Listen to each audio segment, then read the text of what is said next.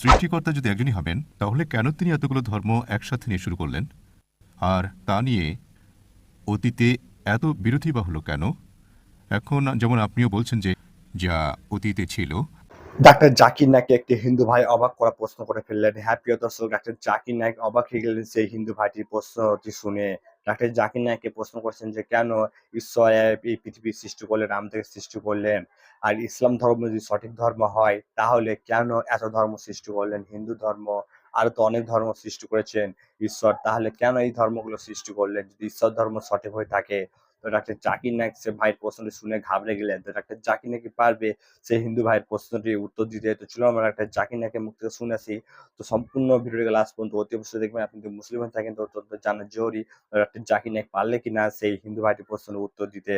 তো ভিডিও শুরু করার আগে আপনাদের একটা জাকির নায়েককে ভালোবাসা কিন্তু অতি অবশ্যই আমাদের আল্লাহ চ্যানেলটিকে সাবস্ক্রাইব করবেন। এই চ্যানেলটি শুধু ইসলামিক প্রচার ভাইয়া বানানো হয়েছে। আপনাদের ইসলাম ধর্মকে সত্যিকারে ভালোবেসে থাকেন তো অতি অবশ্যই আমাদের আল্লাহ চ্যানেলটিকে সাবস্ক্রাইব করবেন। চলুন আমরা জেনে আছি ডাক্তার জাকির নায়েক কি পারলে সেই হিন্দু ভাইটির প্রশ্নের উত্তর দিতে। একজন মার্কেটিং এক্সিকিউটিভ, আপনার কাছে আমার প্রশ্ন, সৃষ্টিকর্তা কেন এই পৃথিবী সৃষ্টি করলেন? এবং সৃষ্টিকর্তা যদি একজনই হবেন তাহলে কেন তিনি এতগুলো ধর্ম একসাথে নিয়ে শুরু করলেন? আর তা নিয়ে অতীতে এত বিরোধী বা হলো কেন?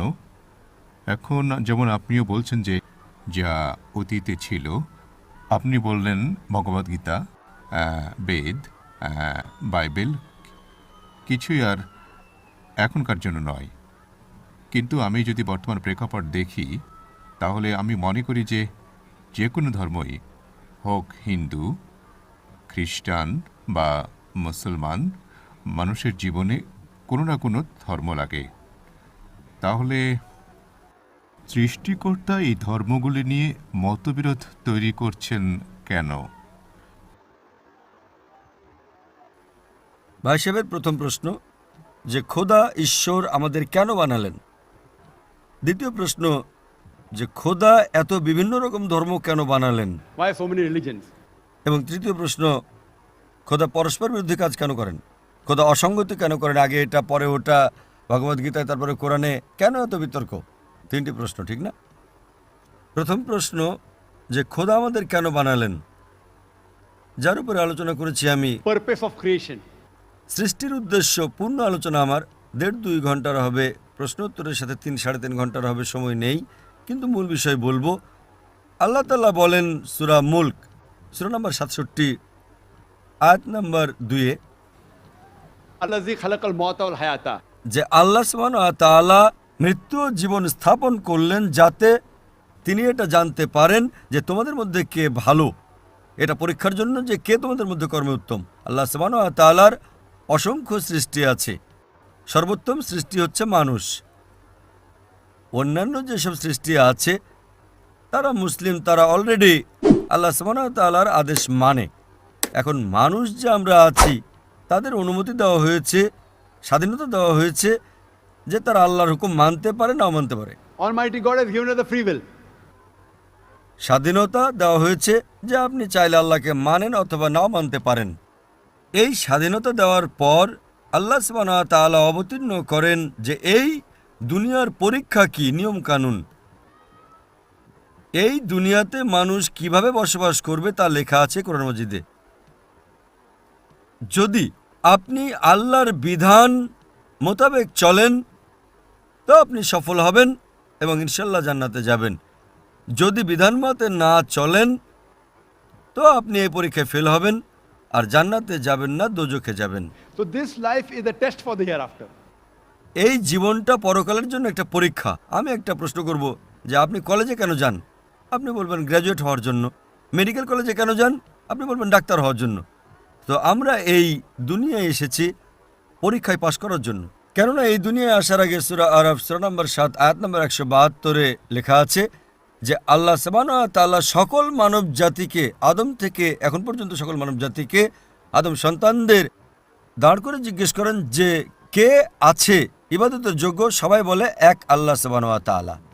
আবার আল্লাহ তাআলা প্রশ্ন করেন যে কে এই পরীক্ষা দিতে চায়। তো মানুষ আমরা বোকা ছিলাম যারা পরীক্ষা দিতে এসেছি, কেননা অন্য সব পাথর, পাহাড়, প্রাণী, তারা সব মুসলিম। আর তাদের কোনো এখতিয়ার নেই। যদি আপনার এখতিয়ার না থাকে, যেমন ফেরেশতাদের কোনো এখতিয়ার নেই, তারা আল্লাহ যা বলেন সে আদেশই পালন করেন।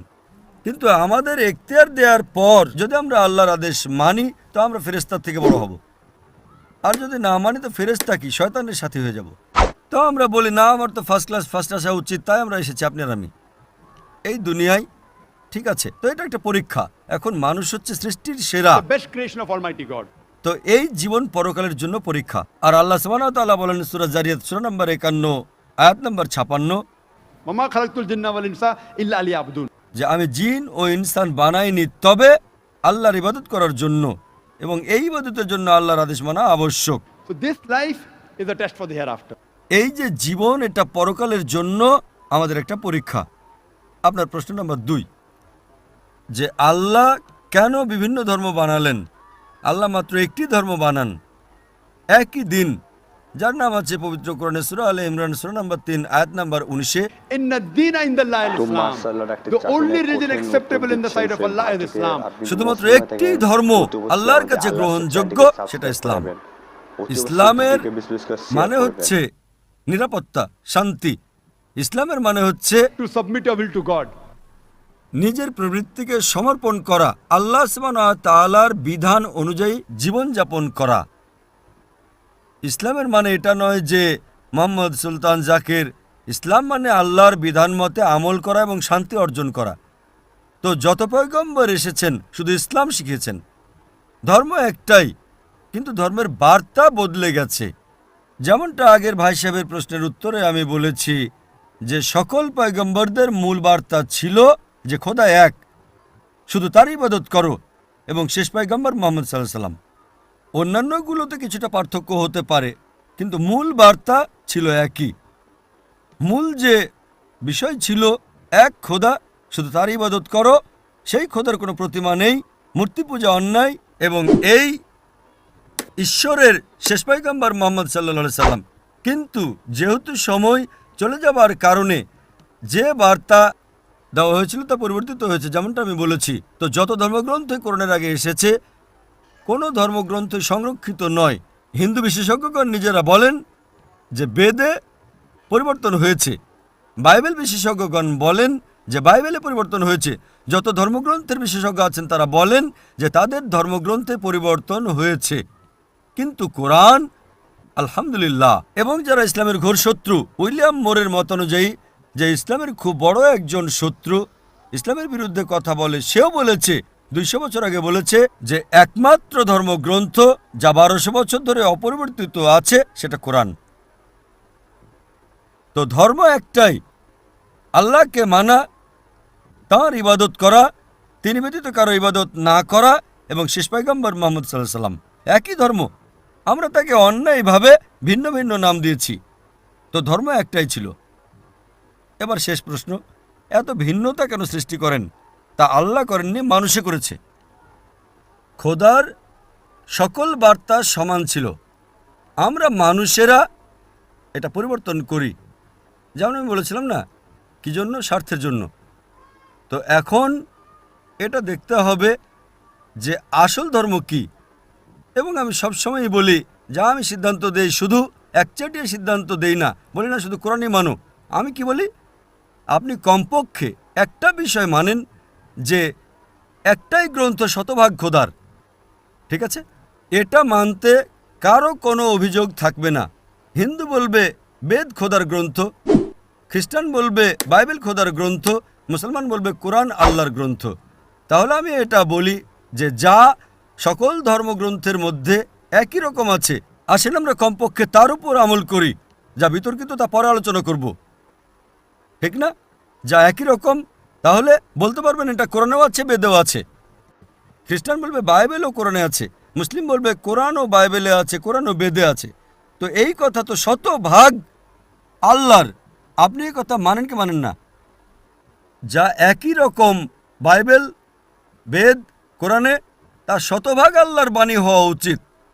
বাকিগুলো হ্যাঁ কিনা তা পরে দেখা যাবে। তো সকল ধর্মগ্রন্থে লেখা আছে যে মুহাম্মদ সাল্লাল্লাহু আলাইহি সাল্লাম শেষ পয়গম্বর, বিতর্কের কোনো বিষয় নেই।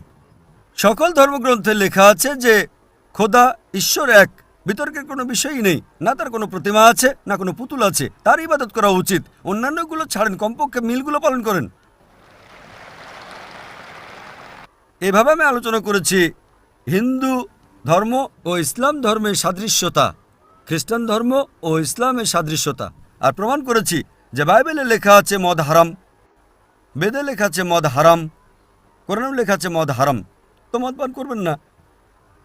হিন্দু ধর্মগ্রন্থে লেখা আছে যে নারীদের পর্দা করা উচিত, বাইবেলে লেখা আছে নারী পর্দা করা উচিত, কোরআনে লেখা আছে পর্দা করতে হবে, কেন নারী পর্দা করবে না?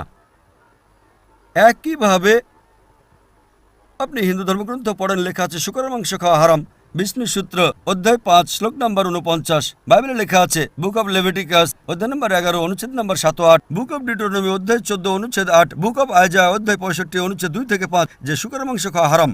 কোরআনে সব মিলিয়ে 4 জায়গায় লেখা আছে। আমরা শুকরের মাংস খাই না, অন্য লোকে খায়, খ্রিস্টানরা। এইভাবে আমি বলি যে কমপক্ষে মিলগুলো তো আমল করেন। বিতর্কিত বিষয়ে পরে আলোচনা করব। বিতর্ক মানুষে তৈরি করেছে, যদিও বিতর্ক তৈরি করা হয়েছে, তারপর আলহামদুলিল্লাহ ধর্মগ্রন্থ যতই পরিবর্তন করা হোক, তা সত্ত্বেও যা গুরুত্বপূর্ণ বিষয় তা এখনো বিদ্যমান। এজন্য আমি আপনাদের বলি যে এক খোদাকে মানেন না, তার কোনো প্রতিমা আছে এবং তিনি ছাড়া অন্য কারো ইবাদত করা উচিত নয়, এবং শেষ পয়গম্বর মুহাম্মদ সাল্লাল্লাহু আলাইহি ওয়াসাল্লামকে মানেন। তো মাশাআল্লাহ একটা জাকির নায়েক কঠিন উত্তর দিলেন সেই হিন্দু ভাইটিকে। তো প্রিয় দর্শক, ভিডিওটা আপনাদের কেমন লাগলো অতি অবশ্যই কমেন্ট বক্সে কমেন্ট করে জানাবেন। আর এই চ্যানেলটা শুধু ইসলামিক পোশাক ভাইয়া বানানো হয়েছে, আপনারা যদি ইসলাম ধর্মকে সত্যিকারে ভালোবাসে কিন্তু অতি অবশ্যই আমাদের আল্লাহ চ্যানেলটিকে সাবস্ক্রাইব করে যাবেন। তো ভিডিওটিকে বেশি বেশি করে শেয়ার করে দিবেন, আমাদের মা বোনদেরকে দেখার সুযোগ করে দিবেন। তো দেখা হবে নতুন একটি ভিডিওর সাথে।